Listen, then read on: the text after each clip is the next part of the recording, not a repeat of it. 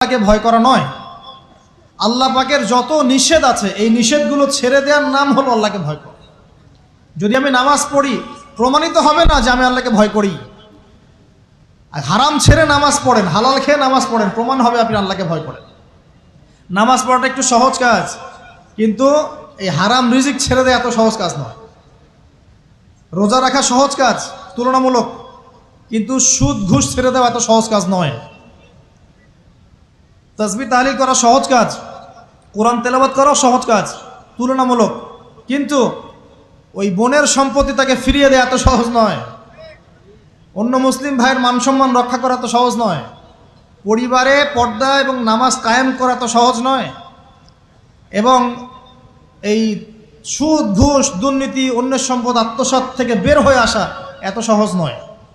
তাকওয়া মানে কি? পরিপূর্ণরূপে ইসলামে প্রবেশ করা, আল্লাহ পাকের